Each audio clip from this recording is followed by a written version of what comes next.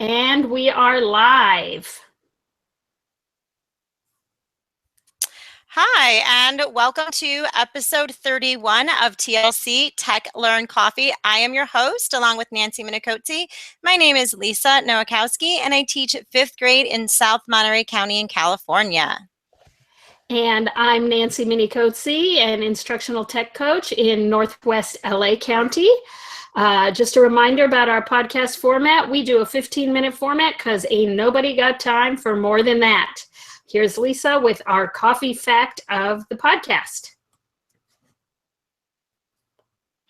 Well, I found it interesting that the first webcam in the world was made for, you guessed it, coffee. In 1991, a group of Cambridge University scientists set a camera on their working the coffee pot in their office just to stream live footage so that when they got up to get coffee, they know there would actually be coffee and not disappointed. And tonight's guest is Jeff Faust, who will be talking to us about a terrific literacy tool, Read and Write for Google.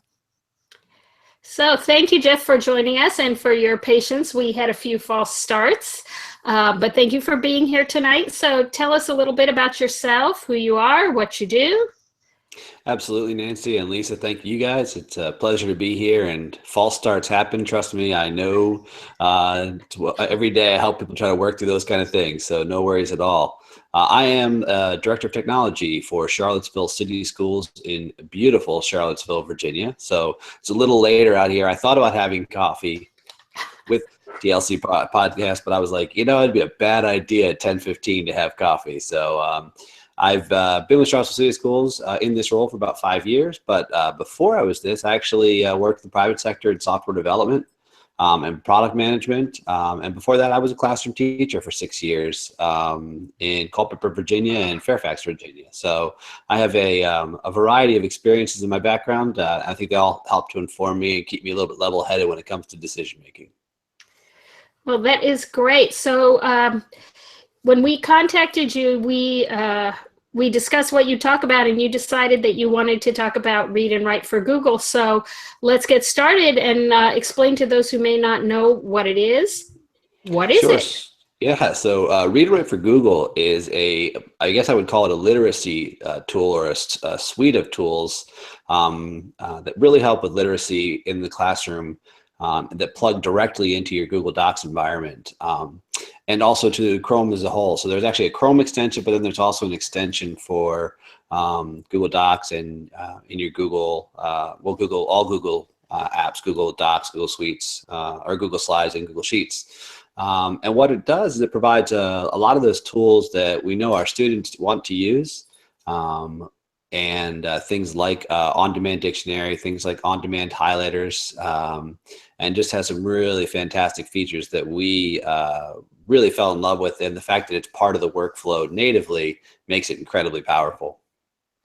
So you mentioned the highlighters and the dictionary. Are there any other features that you find extremely helpful, your students and your teachers? Yeah, so it really is a tool that it does text to speech, it does speech to text. It also allows for students to highlight particular words and look them up and find a definition for them, as well as provide some graphic organizers and other tools like a screen, I forget what you call it, but a mask basically, so the students could block out some of the extra noise and look at only a few lines of text at a time.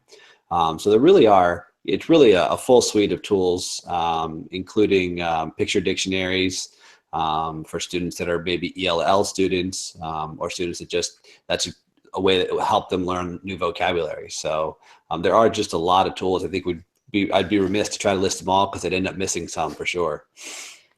So it sounds like there are a lot of really good options. Sometimes teachers have difficulty putting things into their practice if they're not familiar or they don't know what the options are. How are the teachers in your district using this, and what age students are using it?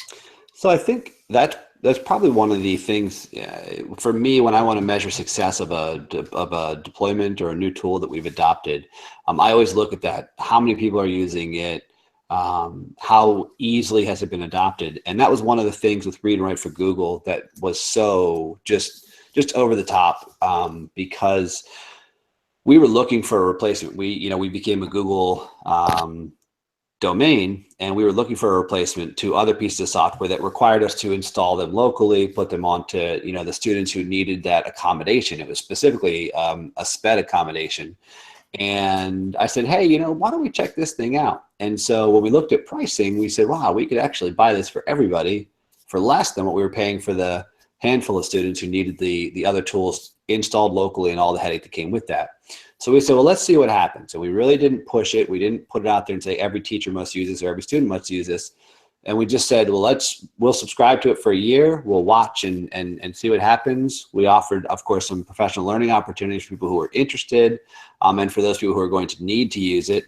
But one of the things that was really interesting for us was the way that it took off, not just in SPED, but because every student had this tool set and because it's right there in the Google Doc and native, we were getting inquiries back from ELL teachers. We were getting inquiries back from just high school English teachers who had students who were either struggling or a couple of years behind, and trying to really get them some of the organizational and executive function skills that they really wanted to see improve to improve their writing. So it was very organic and very cool that, we saw teachers adopting this and students adopting it. And by making it a tool that was available to everybody, and not only students that had this accommodation or this particular need or this particular class, it really changed how it was picked up and used universally. So right now, every student in our division has it. And we see usage really from, first grade, second grade, once the students are really starting to type on computers and use keyboards, from that level all the way through 12th grade. We're seeing it universal. So are the teachers providing instruction on how to use the tools after they've been trained, or have the kids just kind of noticed that it was there and figured it out with the help of other students? How does that work? So I think it's both. I think in some cases, I know there are teachers that are champions for this particular tool set in every school. There are teachers who just say, I couldn't do what I do without this tool.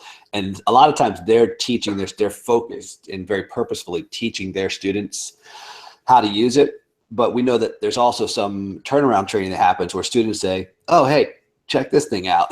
And they tell their friends and they tell other teachers, and the other teacher goes, well, I didn't know we had that. So we know that it's both that are happening. But I can certainly identify who the teachers are in each building that are making sure that day one, week one of the school year, they're going, okay, we're going to use these tools, and they're going to really help us with organizers. They're going to really help us with some of the language acquisition that we want to happen. That's great. So have you seen a lot of difference since you've been using it? What have you noticed, or what have the teachers noticed? I think the biggest thing is because I think that a lot of us are struggling right now with getting our students to be prolific writers, like trying to get the writing where we want it to be.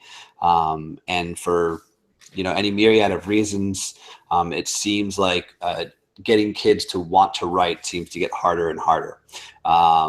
And so what we're seeing is a change in that, because our students who maybe were reluctant before or had other types of defense mechanisms to get away from or to just avoid the writing, now feel like they're supported and have a tool set that's right there. So what we're seeing is a change in our reading and writing scores, and we're also seeing a change in just amount of activity, even when the students are home with their devices going on. So once we deployed Read and Write for Google, we did see a pretty significant change in how much writing was going on, how many, now that we can track, of course, using Google Docs, how many Google Docs are actually being created by our students. And then, the amount of, students willing to even do that when they're doing homework at home at night. And I think we all have standardized tests, and that's one of those measures that we look at. Certainly it's not the measure, but we've seen some really great gains in reading and writing across the grade levels, which is exciting. It's not, wasn't something we saw year one, but now that we did this about 3 years ago, we're really starting to see some of that, those returns happening now too. That's great. Anything that gets kids to write more, I think, helps improve those scores. Mm-hmm. And of course, we want to provide all kinds of resources for the teachers that are listening. If their school doesn't subscribe, can they get access to Read and Write for Google? Is there a free version? What are the differences? Yeah, there is. And I guess that's one of the things I will say. That the company who does Read and Write for Google is a company called TextHelp. And they're one of those companies that's really just great to work with, because there's a certain amount of compassion there that's very real. And so they have a free version that's out there. What you get with the free version is you get text to speech and you get speech to text. What you don't get are some of the more elaborate tools, the highlighters, which also allow you then to do something called collect highlights, which is really a cool feature. So there's like a blue, a pink, a yellow, and a green highlighter. And one of the things you can do is highlight sections in different colors and then collect highlights. It'll collect all of those. You tell it which colors to collect, and it puts them onto a new document, a new Google Doc. So it takes, if you gave the students a 2-page or a 3-page article, they could collect highlights from that, the key ideas they wanted. So that's one of those advanced features that only comes with the paid version. But there's a lot of functionality available through the free version. And absolutely, it's free for the free version's free for students, and teachers can actually get the full version by signing up and just letting them know that they're a teacher. And I don't know exactly where the form is, but if you install it from the Chrome Web Store, and there's a simple thing that says, "Are you a teacher?" and you let them know you're a teacher and where you teach, and they'll turn on a full version for you, which is real cool. Okay, and then you said that there is the Read and Write for Google. There are 2 different extensions that teachers have to get, or? Well, so there's the Read and Write for Google that is built in as a Chrome Web Store. It's an app that comes up and pops up as part of your Google Docs environment. But there's also the Read and Write for Google extension that works on any web page, and that allows you to then go to Wikipedia, go to any of your encyclopedia sites, any of your other sites, and just highlight text and use those same tools, even though you're not in the Google Docs environment. So there are 2 tools. One really integrated with Google Doc World, and one that works anywhere on the web. So they're both available. That's right. Yeah, that's great. Before we started doing the planning for this episode, I didn't realize that there were 2 different ones. I was only familiar with the one for Google Docs. So that's great. And we will definitely be putting those resources into our webpage, into the description box, so that you can get that information. Is there anything else that you'd like to share about the tool, or how to use it, how to get started?